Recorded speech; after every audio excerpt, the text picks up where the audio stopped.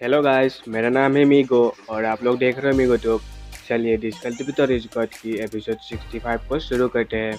तो guys, episode की शुरू में हमें बताया जाता है कि कल्टीवेशन का पार्ट बॉडी रिफाइनिंग से शुरू होता है और इसके बाद हमें वर्ल्ड की स्पिरिट एनर्जी को अपने अंदर एब्जॉर्ब करना होता है और तब हम एक ग्रेड 1 कल्टीवेटर बनते हैं। पर जब एक ग्रेड 10 कल्टीवेटर अपने लिमिट्स को ओवरकम करता है तब उसका माइंड, इनर की और बॉडी परफेक्टली एक साथ फ्यूज हो जाते हैं और उनकी इनर की फॉर्मलेस होकर ऑरा में बदल जाती है, जिससे हमें पता चलता है कि वो लोग रियलम ब्रेक तक पहुंच गए हैं और रियलम ब्रेकर्स वॉल के साथ एक साथ जुड़ जाते हैं, जिससे वो अपने थॉट से ही किसी भी नेचुरल स्पिरिट फोर्स को मूव कर पाते हैं और ये उनको एंडलेस अमाउंट में की प्रोवाइड करती है।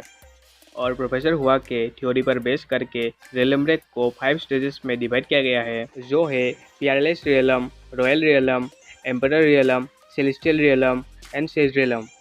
और सभी रियलम्स 9 स्टेजेस में डिवाइडेड है। इसका मतलब टोटल 45 स्टेजेस है। और टैंगमिंग कहता है कि पीयरलेस रियलम के फर्स्ट स्टेज में आप अपने डिवेंशंस को 1000 मीटर दूर तक भेज सकते हैं और 1000 मीटर के दायरे में आप किसी भी वर्ल्ड के स्पिरिट फोर्स को अपने हिसाब से मूव कर सकते हैं। और जब आप रॉयल रियलम के फर्स्ट स्टेज में होंगे तब आप अपने डिवाइन सेंस को 10,000 मीटर्स तक भेज सकते हैं और इस दायरे में आप किसी भी स्पिरिट फोर्स को अपने हिसाब से आसानी से मूव कर पाएंगे। और इसी से आप कैलकुलेट कर सकते हैं कि अगर आप एक बार सेज रियलम तक पहुंच गए तो आपकी लिमिट्स कितना ज़्यादा बढ़ सकती है।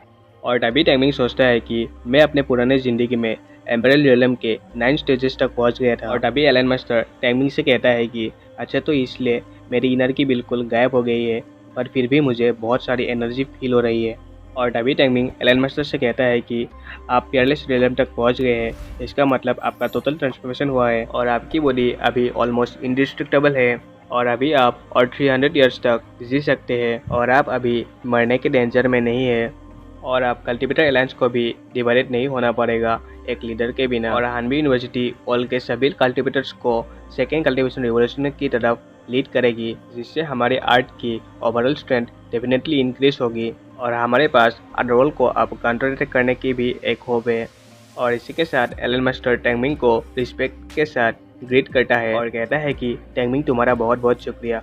तुम्हारी वजह से मैं रियलम ब्रेक तक पहुंचने के लिए मैनेज कर पाया अपने आप को। मैं तुम्हारा बहुत शुक्रगुजार हूँ, पर मैं इसे अपने वर्ड के ज़रिए एक्सप्रेस नहीं कर सकता, इसलिए मुझे तुम्हारी तारीफ करने के लिए एक अवसर दो। और टैंगमिंग भी एलन मास्टर को नीचे झुकते हुए ग्रीट करता है और कहता है कि मास्टर, आप ऐसा मत करो, ये तो मेरा ऑनर है कि मैं आपकी मदद कर पाया। और इसी के साथ टैंगमिंग स्पिरिट डोमेन के बाहर आ जाता है और एलन मास्टर को देखते हुए कहता है कि एलन मास्टर स्पिरिट डोमेन में रियलम ब्रेक तक पहुंच गए हैं और धीरे धीरे उनकी बॉडी भी अब एनहेंस हो रही है और एलन मास्टर के इनक्रेडिबल मेंटल पावर को उनके बॉडी में लौटने में अभी थोड़ा सा टाइम लगेगा। और इसी के साथ टैंगमिंग सोचता है कि अभी मुझे दूसरे ग्रेट 10 कल्टीवेटर्स को रियलम ब्रेक तक पहुंचने में मदद करनी होगी। मैंने सुना है कि अलायंस ने मिलिट्री स्कूल के एक सर्च टीम को कल्टीवेटर्स को ढूंढने के लिए कहा है और अभी मैंने जो देखा इससे साबित हो गया है कि कल्टीवेटर्स रियलम ब्रेक तक नहीं पहुंचने के हाई रिस्क है, क्योंकि ज़्यादातर एल्डर्स की इनर की प्योर नहीं है, जिसकी वजह से उन्हें अपने ही इनर की का बैकलैश सहना पड़ता है और बाद में वो मर जाएंगे। पर मुझे एक ऐसा पत्थर याद है जो अडरवर्ल्ड्स को बिलोंग करता है और ये पत्थर ह्यूमन कल्टीवेटर्स के इनर्जी को सप्रेस कर देता है, जिससे बैकलैश बहुत ज़्यादा कम हो जाएगा। लगता है कि मुझे वामोल के अंदर एक ट्रिप करके आना ही होगा। और इसी बीच रिफाइनर 1 टैंगमिंग को कांटेक्ट करता है और रिफाइनर 1 परेशान होकर कहता है कि आखिर एलन मास्टर कैसे है। और टैंगमिंग कहता है कि एलन मास्टर अभी अभी रियलम ब्रेक तक पहुंच गए हैं और अभी वो धीरे धीरे रिकवर हो रहे हैं। वैसे बाहर की हालत कैसी है?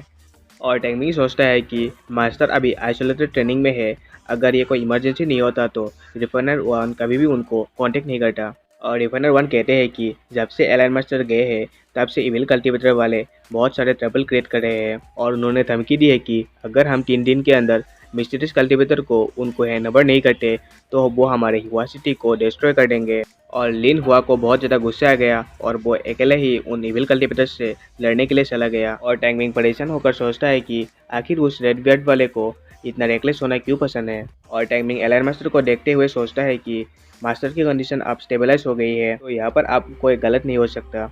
एसेसिन कल्ट हमेशा से ही अड्रोल के ट्रेटर्स का घर रहा है। गाइस, दरअसल यहाँ पर इविल कल्टीवेटर्स के अड्डे के बारे में टैंगमिंग सोच रहा है और टैंगमिंग सोचता है कि अगर हम एसेसिन कल्ट को जड़ से उखाड़ नहीं देते तब तक हमारे आर्ट को पीस नहीं मिलेगी। और जैसा कि वो लोग चाहते हैं कि वो मिस्टीरियस कल्टीवेटर से मिले, और अभी टेंगमिंग कहता है कि अच्छा तो ठीक है, तो फिर मैं उन इविल कल्टीवेटर्स को उस मिस्टीरियस कल्टीवेटर से मिलाता हूँ। और हम देखते हैं कि टेंगमिंग का आइस का कलर चेंज हो जाता है और उसके एक आई से उसकी की रिलीज होती है। और इसी के साथ हमारा सीन एक फील्ड की तरफ शिफ्ट होता है जहाँ पर एसेसिन कल्ट के लोग या फिर कहो तो इविल कल्टीवेटर एक साथ होते हैं। और वहाँ पर तभी कल्टीवेटर अलायंस का मेंबर लिन हुआ अकेले ही उनसे लड़ने के लिए आ जाता है। और तभी एसेसिन कल्ट का लीडर, जो दरअसल एक एडवांस ग्रेडेड कल्टीवेटर होता है, वो हंसते हुए कहता है कि क्या कल्टीवेटर अलायंस के लोग इतने डरपोक है कि तुम्हें यहाँ पर अकेले ही भेज दिया। और वो एसेसिन कल्ट का लीडर एक लिजर्ड को कुचलते हुए कहता है कि वो मिस्टीरियस कल्टीवेटर कहाँ पर है, ये तुम लोगों को यहाँ पर हैंड ओवर करना था। और लिन हुआ कहता है कि क्या तुम्हें वो मिस्टीरियस कल्टीवेटर चाहिए।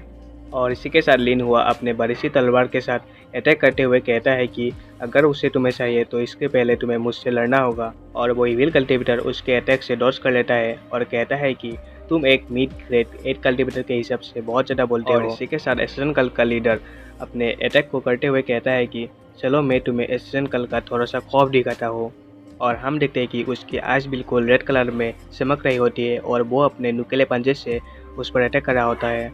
और एसेसिन कल्ट का लीडर सोचता है कि अगर हम लिन हुआ को कैप्चर कर लेते हैं तो हम एलायंस को मिस्टीरियस कल्टीवेटर के बदले इसको थ्रेट कर सकते हैं। और हम देखते हैं कि लिन हुआ भी अपने तलवार से एसेसिन कल्ट के लीडर पर अटैक कर देता है, जिसे देखकर एसेसिन कल्ट का लीडर बहुत ज़्यादा शॉक्ड हो जाता है और सोचता है कि ये अपने हर अटैक में अपने लाइफ को डेंजर में डाल रहा है, ये तो मेरे अटैक से अपने आप को डिफेंड भी नहीं कर रहा, क्या ये मरना चाहता है। और इसी के साथ एसेसिन कल्ट का लीडर लिन हुआ की तलवार के अटैक को अपने मैकेनिकल क्लॉज से ब्लॉक कर लेता है। और एसेसिन कल्ट का लीडर सोचता है कि इसकी स्ट्रेंथ तो बहुत ही कमाल की है। इसी के साथ हम लिन हुआ को देखते हैं जिसने अपने इनर की को अनलीश कर लिया होता है और वो अपने मार्शल आर्ट को कास्ट करने वाला होता है।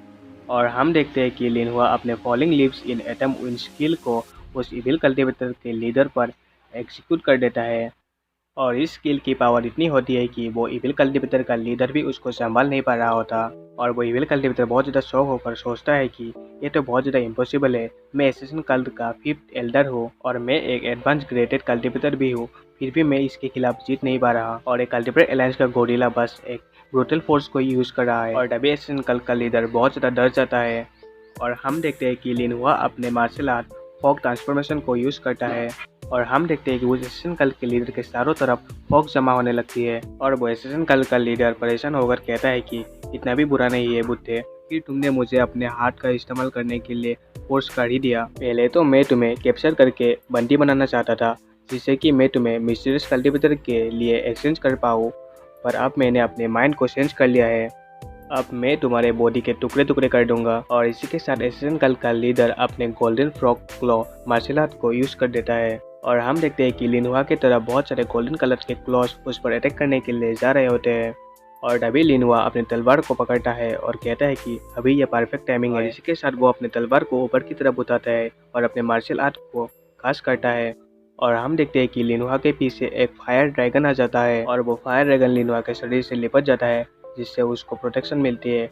और हमें इस स्किल का नाम पता चलता है जिसका नाम होता है ट्रेसिंग फायर ड्रैगन।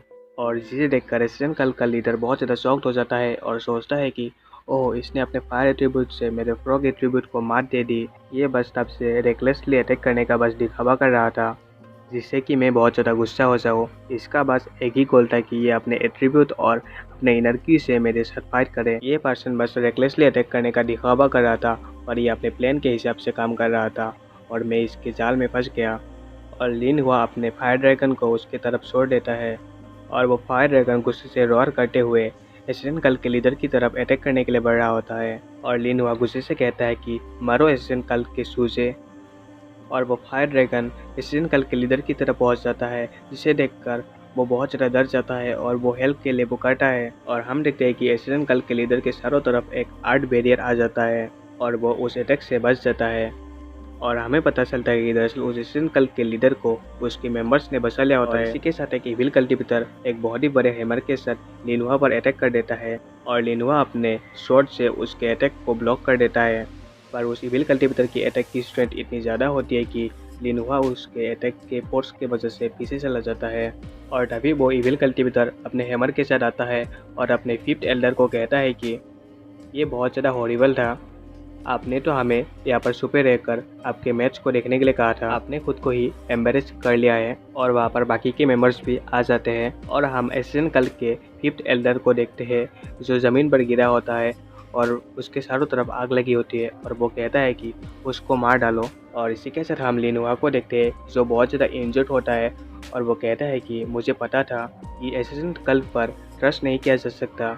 एशियन कल वालों ने यहाँ पर अपने 5 एल्डर्स को लेकर आए हैं जिनमें से 3 एडवांस ग्रेडेड कल्टीवेटर है और बाकी के 2 पीक ग्रेडेड कल्टीवेटर है। अगर मैं पहले ही फॉरबिडन टेक्निक को यूज़ कर लेता शायद से मैं जीत भी जाता, पर अब तो इसका कोई होप भी नहीं है। लगता है कि आज मुझे यहीं पर मरना होगा। तो गाइस, जिसको फॉरबिडन टेक्निक के बारे में पता नहीं, दरअसल ये एक ऐसा टेक्निक होता है जो दरअसल फायर आइलैंड को बिलोंग करता है और इसके इस्तेमाल से दरअसल जो यूज़र है वो बुढ़ा हो जाता है पर उसकी पावर बहुत ज़्यादा बढ़ जाती है और यूज़र उस अटैक को जितना ही यूज़ करता है इतना ही उसके लाइफ एनर्जी ख़त्म हो जाती है। और इस टेक्निक के बारे में आप लोगों को एपिसोड 70 के आसपास अच्छे से डिटेल्स में देखने को मिलेगा। और वो इविल कल्टीवेटर अपने हैमर के साथ लिनुआ के पास आ जाता है और डबी एशियन कल का लीडर कहता है कि उसको जान से मत मारो, उसके बाद हाथ पैर तोड़ डालो और उसके आंखों को निकाल लो और बाकी हम अपने प्लान के हिसाब से उसे मिस्टीरियस कल्टीवेटर के लिए एक्सचेंज करेंगे। और वो इविल कल्टीवेटर हैमर को लेते हुए कहता है कि श्योर बॉस।